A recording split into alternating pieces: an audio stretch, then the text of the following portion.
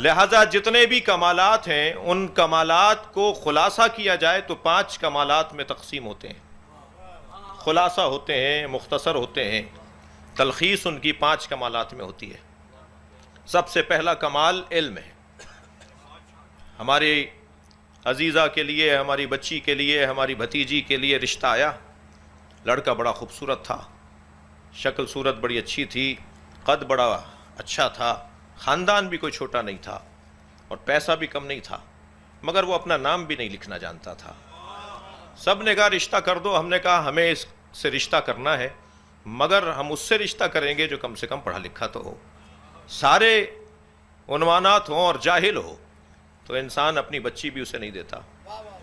تو ایک بڑا عنوان فضیلت انسان کی زندگی کے لیے، ایک سب سے بڑی فضیلت انسان کی زندگی کے لیے، اور پہلی فضیلت وہ علم ہے۔ اور عزیزان گرامی، میں اپنے ان بچوں سے جو مجھ سے پیار کرتے ہیں، ان جوانوں سے گزارش کروں گا کہ خبردار، فارغ رہنے والا جوان نہ اللہ کو پسند ہے، نہ نبی کو پسند ہے، نہ اہل بیت نبی کو پسند ہے۔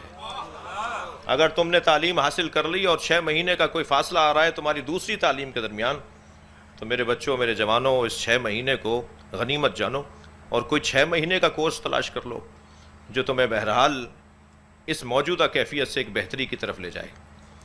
اور اگر تعلیم کے ساتھ کسی ہنر کی طرف بھی جانا چاہو تو یہ زیادہ بہتر ہوگا۔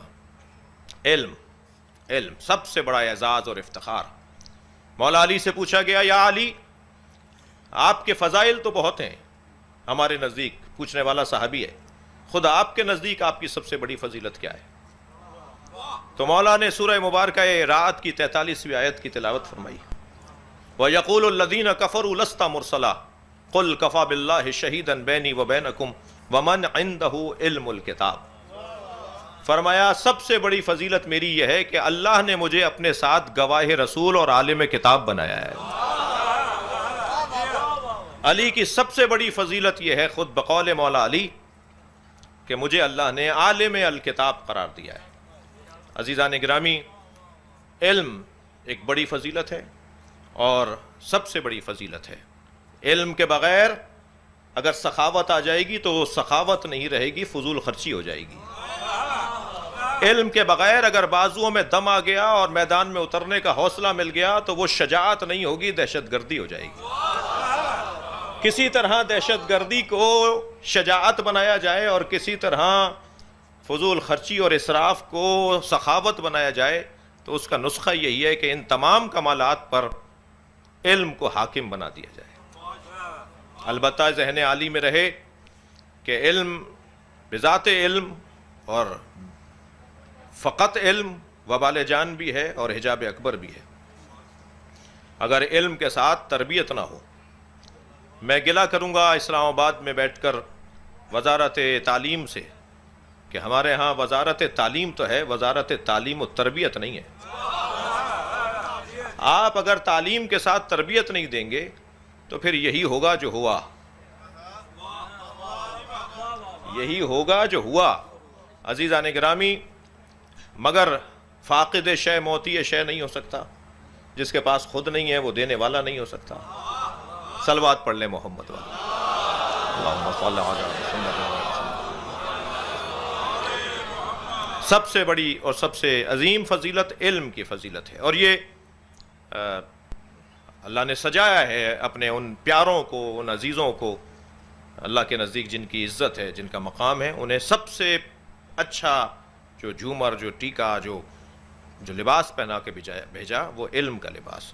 علم کے بعد دوسری فضیلت وہ ہے سخاوت کی فضیلت، اس کے بعد شجاعت کی فضیلت، اس کے بعد غیرت کی فضیلت، اس کے بعد عزت کی فضیلت۔